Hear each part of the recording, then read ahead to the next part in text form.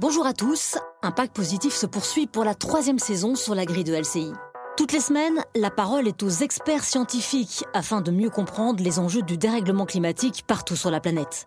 La parole est également aux entrepreneurs qui ont trouvé des solutions, mais aussi aux artistes et citoyens qui s'engagent pour relever tous les défis de la transition écologique et sociale. Un entretien d'une dizaine de minutes à retrouver sur toutes les plateformes. N'hésitez pas à nous soutenir en nous notant 5 étoiles et à nous contacter sur les réseaux. Belle écoute avec Impact Positif.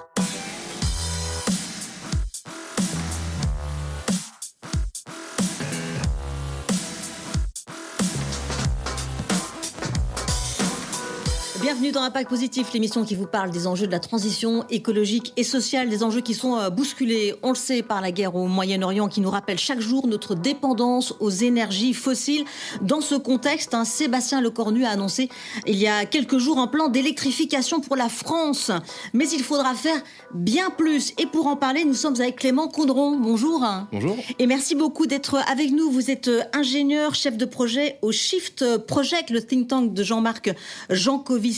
Et surtout, vous êtes un des co-auteurs du premier volet du plan robuste pour la transition de la France. Merci beaucoup d'être avec nous. Un plan qui tombe à pic, publié il y a quelques jours. Il s'intitule Réussir la transition dans l'incertitude. Vous avez identifié 20 chantiers pour atteindre la neutralité carbone dans 25 ans sans affecter l'économie. Vous dites que cela est toujours possible. Alors on va rentrer dans le détail de ce plan, mais un mot du titre tout d'abord, réussir la transition dans l'incertitude. On est rentré dans un monde incertain, avec des alliances qui sont remises en question, avec des chocs géopolitiques qu'on vit, et puis d'autres qui vont certainement advenir. C'est ce qui caractérise l'époque dans laquelle on vit ?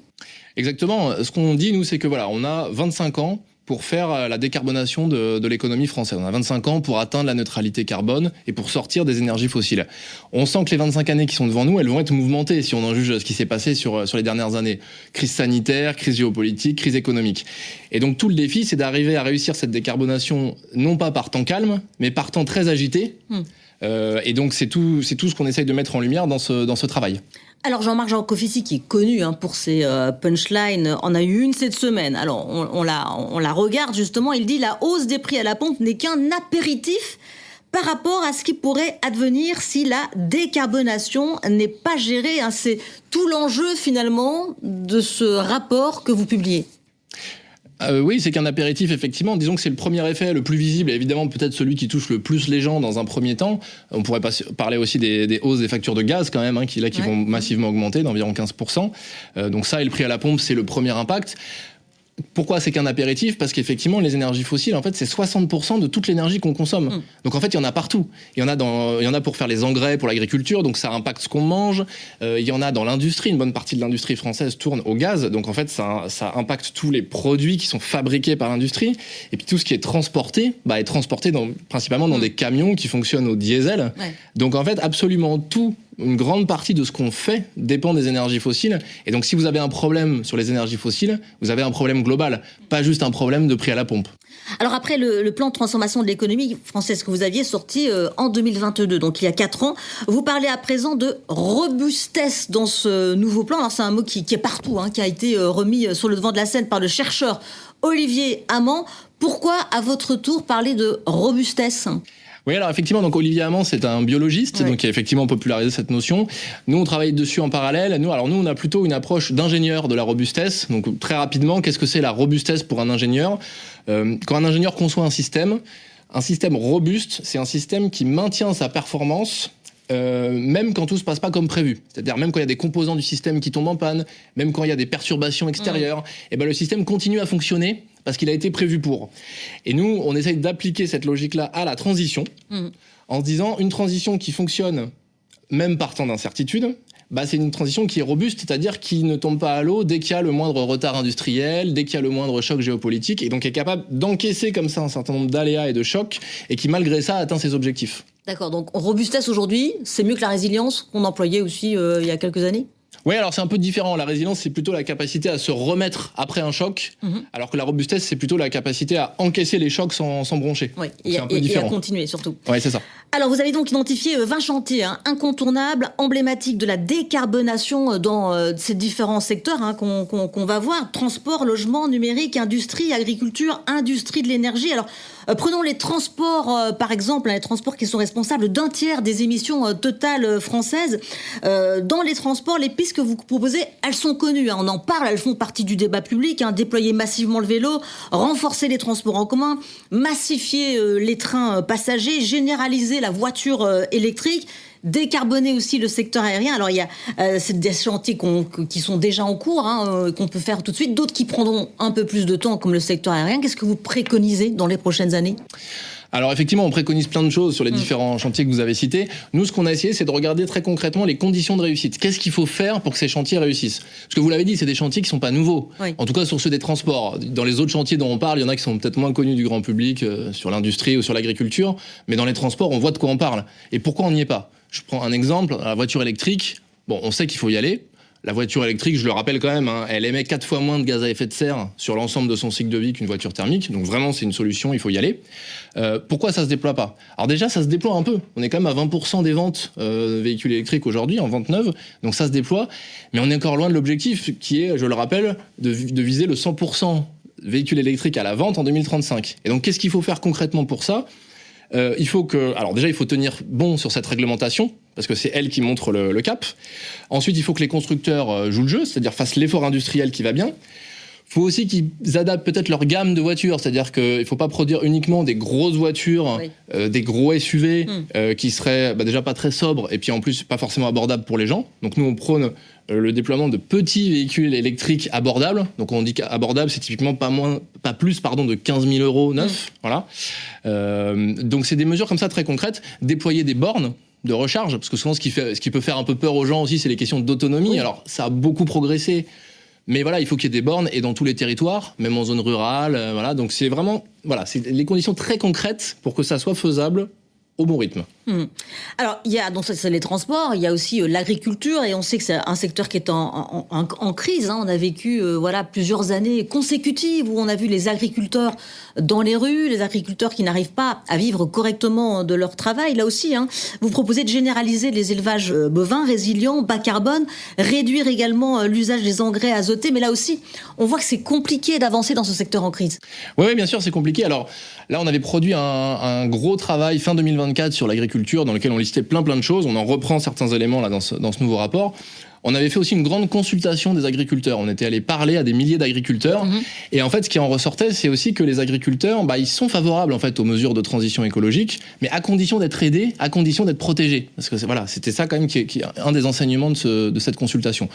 Nous là, dans ce nouveau rapport, quelles pistes on propose ? Vous en avez listé certaines. Il y a effectivement un vrai sujet sur l'élevage. Il faut comprendre qu'une bonne partie des émissions de gaz à effet de serre de l'agriculture, c'est pas des émissions de CO2, c'est des émissions de méthane dues aux élevages bovins notamment. Et donc là, nous, ce qu'on dit, c'est qu'il faut une réduction de l'élevage bovin, mais une réduction maîtrisée. Et ce qu'on aimerait préserver, c'est justement l'élevage bovin en prairie, parce que pour le coup, ça permet de préserver les prairies. Et les prairies, on le sait pas forcément, mais c'est des stocks de carbone. Oui. Voilà, donc ça, il y a un vrai intérêt de l'élevage pour pouvoir stocker du carbone dans les prairies que l'élevage en prairie permet de maintenir. Voilà. Et après, il y a effectivement le sujet de la dépendance aux engrais azotés. Aujourd'hui, on est quand même encore sur un modèle d'agriculture assez intensif qui dépend beaucoup des engrais, notamment des engrais de synthèse. Et ces engrais, ils sont faits à partir de gaz. Donc on est là aussi dépendant des hydrocarbures.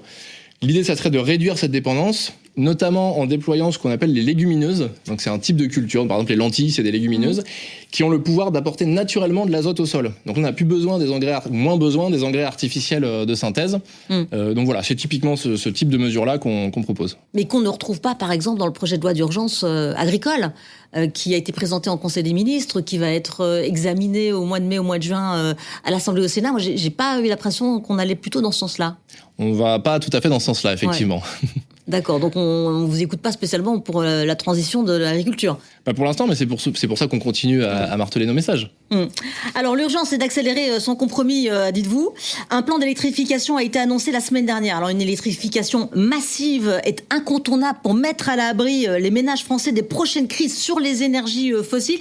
Est-ce que ce plan annoncé va dans le bon sens, Je rappelle ce qu'il contient: un doublement du soutien à l'électrification, interdiction des chaudières à gaz dans le neuf en 2027, installation d'1 million de pompes à chaleur par an d'ici 2030, du leasing social également pour les voitures. Est-ce que tout ça, vous vous êtes dit, on prend le taureau par les cornes? Oui, alors effectivement, donc on aurait pu apprécier que ce plan sorte plus tôt, on aurait pu apprécier qu'il soit encore plus ambitieux, mais il faut reconnaître que effectivement c'est un plan qui va dans le bon sens. L'électrification, c'est un morceau majeur. Si vous prenez nos 20 chantiers, il y en a une bonne partie, c'est des chantiers d'électrification. Ouais. Et d'ailleurs, les sujets que vous avez cités, on les retrouve nous dans nos 20 chantiers: voitures électriques, camions électriques aussi, pompes à chaleur, électrification aussi de l'industrie. Donc tout ça va dans le bon sens. Et donc oui, typiquement, voilà. Alors après, on aurait effectivement pu imaginer d'aller encore plus loin. Par exemple, sur les pompes à chaleur, nous on considère qu'on peut aller encore plus loin, faire aller au-delà de cet objectif de 1 million, en poussant à la fois les pompes à chaleur RO et RR, donc tout type de technologie. Voilà, pareil sur le leasing social, on pourrait imaginer d'aller encore plus loin pour qu'encore plus de gens passent encore plus vite à la voiture électrique. Ce que vous avez vu, nous, dans nos chantiers, ce qu'on estime, c'est qu'il faut aller vraiment vite. Si on veut décarboner la France au bon rythme, il faut aller vraiment vite sur tous les chantiers que vous avez cités là. Et vous dites aussi que la réussite de 3 chantiers en particulier, donc la généralisation de la voiture électrique, l'électrification des poids lourds, le déploiement des pompes à chaleur, ça permettrait de réduire les émissions de gaz à effet de serre d'1 tiers d'ici à 2050. Donc c'est assez important, ces 3 chantiers-là. C'est un très gros morceau. C'est un très gros morceau, oui, effectivement, là, de se dire que seulement 3 de ces 20 chantiers permettent à eux 3 de réduire d'1 tiers, vous l'avez dit. Et si je le vois sous l'angle de la dépendance aux hydrocarbures, ça permet aussi de libérer massivement le secteur du transport et du bâtiment de la dépendance respectivement au pétrole et au gaz. Donc il faut absolument faire ça. Ça n'exclut pas que les autres chantiers, notamment en termes de maîtrise de la consommation, ont aussi toute leur importance. Mais ces 3 chantiers d'électrification, ils sont majeurs, donc il faut y aller à fond. Alors il y a un point aussi important que vous abordez dans votre rapport, c'est le point des emplois. C'est-à-dire qu'il va falloir créer des centaines de milliers d'emplois, des ouvriers, des techniciens. On parle justement de la rénovation énergétique. Il faudra aussi ouvrir un dialogue sans tabou sur les emplois qui devront être supprimés. Ça, c'est quelque chose qui fait pas trop partie du débat public. Et pourtant, il y a de la formation, il y a de l'emploi à la clé. Oui, tout à fait. Nous, ça fait partie des enjeux très concrets qu'on pose depuis longtemps. On est depuis longtemps sur ces questions d'emploi, de formation liées à la transition. Alors, il y a dans les 20 chantiers, il y en a en particulier qui pourraient vraiment bloquer à cause de ça. Je pense par exemple au train. Nous, on dit qu'il faut tripler le trafic ferroviaire d'ici à 2050. On va pas tripler le trafic ferroviaire avec juste autant de gens. Il faut plus de conducteurs, plus de contrôleurs, plus de personnel en gare, etc. Donc, c'est un effort massif de recrutement et de formation. Voilà, on a la même chose pour la rénovation des bâtiments. Là, ce qui bloque, c'est pas une rupture technologique. On sait rénover des bâtiments. Alors, il peut y avoir des enjeux financiers, mais il y a aussi des enjeux de recruter, de former des artisans suffisamment vite pour pouvoir aller rénover 800 000 logements par an en rénovation profonde. Donc, c'est le double d'aujourd'hui. Donc, il faut beaucoup plus de gens pour le faire.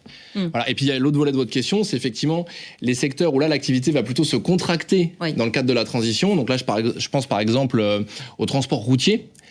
Nous, on dit que, alors évidemment, il y aura toujours du transport routier, plutôt avec des poids lourds électriques, mais on va aussi avoir un report modal, comme on dit, on va se reporter aussi vers le fret ferroviaire. Les marchandises circulent plutôt sur des trains, et puis qu'il y a aussi un peu moins de marchandises qui circulent au global. Ça va avoir un impact sur l'emploi des chauffeurs routiers, mais qui va être en partie amoindri par la pyramide des âges, qui fait qu'une partie d'entre eux va de toute façon partir à la retraite dans les années qui viennent. Voilà, mais c'est des choses qui doivent s'anticiper entre les branches, les employeurs, les syndicats. On doit anticiper ça et en prendre acte pour que ça s'organise en bon terme. Alors, moins de marchandises qui circulent, ça veut dire aussi, quelque part, moins consommer. Ça fait partie aussi de votre rapport. Vous dites qu'il faut maîtriser le volume de certains usages. C'est indispensable pour maîtriser la consommation d'énergie. Alors, c'est vrai qu'il y a beaucoup de réticence au changement. On sait que les Français, ils n'aiment pas qu'on leur dise ce qu'il faut faire, ce qu'il faut arrêter de faire, ce qu'il faut arrêter de manger, etc. Il faut aussi rendre cette transition désirable. Il faut que les Français, ils trouvent de l'intérêt pour leur santé, pour leur environnement. Il faut que, ils soient d'accord avec ce contrat finalement. Ça aussi, c'est très important. Oui, bien sûr. Il faut absolument rendre la transition désirable. Alors pour ça, on peut rappeler qu'on l'a fait pour plein de bonnes raisons. On l'a fait déjà pour préserver le climat de la planète, mais on l'a fait pour des raisons aussi de pollution plus locale. C'est-à-dire que les véhicules thermiques, typiquement, ça contribue à la pollution de l'air dans les grandes villes. Donc si on s'en passe, on améliore la qualité de l'air. Et puis, on améliore aussi pas mal de maladies qui sont générées par cette pollution. Donc, il y a des enjeux de pollution locale et de santé publique associés à ça. Et puis des enjeux de souveraineté énergétique. Donc là, on est en plein dedans, c'est ce qu'on disait au début. On dépend à 60% des énergies fossiles pour notre consommation, c'est une vulnérabilité géostratégique énorme. Voilà, très clairement. Alors ensuite, sur la maîtrise de la consommation, je voudrais préciser en un mot, c'est pas forcément de la contrainte pour les gens, parce que là-dedans, on met différentes choses. Il y a des mesures qui sont plutôt de l'efficacité. Typiquement, qu'on va rénover un logement, c'est-à-dire que le logement va consommer moins d'énergie, mais pour un même niveau de confort en termes de température intérieure. Ouais. Donc là, par exemple, c'est pas une contrainte pour les gens. Pour des factures qui baissent. Et pour des factures qui baissent. Donc c'est même plutôt il y a un intérêt aussi pour le portefeuille. Voilà. Après, il y a certains cas où effectivement, on est sur une baisse des volumes. Par exemple, on évoquait aussi l'aérien. Ouais. L'aérien, nous, on estime qu'à horizon 2050, il faudrait réduire d'environ 1/3 le trafic aérien. Donc vous voyez que c'est pas zéro. Il y a encore des avions qui volent. On peut encore partir en vacances en avion, c'est encore possible. Mais simplement, il faut moins le faire. Typiquement, ça peut être partir moins souvent, mais rester un petit peu plus longtemps sur notre destination, ou partir en train, évidemment, dès que c'est possible. Ouais. Donc voilà. Donc c'est une réduction des volumes, mais maîtrisée, on va dire. Voilà. Ouais, c'est pas drastique, c'est pas radical le jour au lendemain. Voilà, parce que l'idée effectivement, c'est que ça soit faisable, c'est pas de braquer tout le monde, et que ça soit, vous l'avez dit, désirable. Alors ça, c'est le plan, effectivement, le premier volet du plan que vous allez sortir. Il y a le plan va sortir dans sa totalité en octobre. En 2022, vous avez donc sorti le plan de transformation de l'économie française. En 4 ans, qu'est-ce qui s'est passé? Qu'est-ce qui a infusé dans la société? Qu'est-ce qui vous a servi, vous, pour ressortir ce nouveau plan? Oui, alors il s'est passé plein de choses en 4 ans. Effectivement, le plan précédent, il avait été écrit dans un contexte un peu particulier, qui était celui du Covid. Oui. S'en est suivi une crise énergétique qui a un petit peu fait bouger les choses, même si en fait assez vite on est reparti comme avant, malheureusement. En espérant que cette nouvelle crise-là soit plus propice à des changements vraiment de long terme. Donc voilà. Après, on pourrait reprendre sur les différents chantiers et dire qu'est-ce qui s'est accéléré ou pas depuis la dernière fois. Il y a des choses qui sont allées dans le bon sens. Si vous prenez par exemple la voiture électrique, je l'ai dit. On est aujourd'hui à 20% des ventes de voitures neuves qui sont des véhicules électriques. C'est pas mal. C'est pas assez, mais ça va dans le bon sens. À cause de ça, il y a des chantiers qui peinent un peu à décoller. Je prends les camions électriques. Aujourd'hui, on en vend 1 ou 2% à peu près. Donc là, il faut vraiment que ça monte en puissance. Donc voilà. Autre exemple, pas très connu, mais le fret ferroviaire, j'en parlais tout à l'heure, le fait de pouvoir remettre les marchandises dans des trains. Nous, on est pour tripler la part du train dans le transport de marchandises. Aujourd'hui, c'est une part qui n'a pas bougé depuis quelques années, voire qui a plutôt tendance encore à stagner, voire à diminuer. Donc il y a des chantiers où ça va dans le bon sens, d'autres où on n'y est pas du tout. Voilà, et donc il faut accélérer de toute façon sur tous les chantiers. Nous, c'est ça notre message, vous l'avez compris. Effectivement, c'est ce que vous faites passer. Alors justement, nous sommes à 1 an de la présidentielle. Ce rapport, il sort pour ça. Il sort pour avoir un impact sur la présidentielle, pour pouvoir influer les candidats. Vous avez d'ailleurs réuni une somme record pour pouvoir peser sur ce débat de la présidentielle en financement participatif. Quelles seront les autres étapes finalement? Donc je le disais, il y a le rapport complet qui va sortir en octobre, donc ce sera encore une occasion d'aller confronter les candidats déclarés à vos propositions pour accélérer la décarbonation de la France. Quelles seront les autres étapes jusqu'à l'élection? Oui, alors effectivement, là, le rapport qui vient de sortir, c'est une première étape. On va dire c'est le rapport technique. Donc, c'est vraiment le cœur technique de notre travail. Après, il y a un livre qui va sortir le 14 octobre, donc qui là sera grand public. L'idée, c'est que tout le monde puisse le lire. Comme le précédent, ça peut être. Comme le précédent, comme le plan de transformation de l'économie française qui était sorti donc en 2022. Voilà. Et puis après, il va y avoir différents rapports sectoriels sur différents secteurs qui vont venir, qui vont accompagner tout ça. Alors, on travaille en ce moment sur l'alimentation, on travaille sur le textile et cuir, on travaille sur un nouveau rapport qui va arriver sur l'automobile, sur les mobilités routières en général. Donc voilà, on a différents travaux sur différents secteurs. Ils vont tous être synthétisés dans ce livre dont vous parliez. Et puis ensuite, à l'occasion de la campagne, on va avoir des opérations spéciales liées à la campagne. Typiquement, on va probablement analyser les programmes des différents candidats sous l'angle énergie-climat. On aimerait bien aussi organiser un débat peut-être entre les différents candidats ou entre leurs représentants énergie-climat. Donc voilà, on va peser de différentes manières et puis surtout pour mettre plus que jamais ces sujets énergie-climat dans le débat d'idées et qu'ils y restent parce que c'est des sujets de temps long et donc on peut pas s'en saisir uniquement quand il y a une crise et les oublier le lendemain matin. Ça, c'est pas possible. Effectivement. Ces chantiers, ils demandent de la constance, ils demandent un cap, ils demandent des investissements, ils demandent de la formation, du recrutement, des choses qui ne peuvent pas être victimes des stop and go, comme on dit. C'est-à-dire que ça peut pas être un jour on le fait, le lendemain on le fait pas.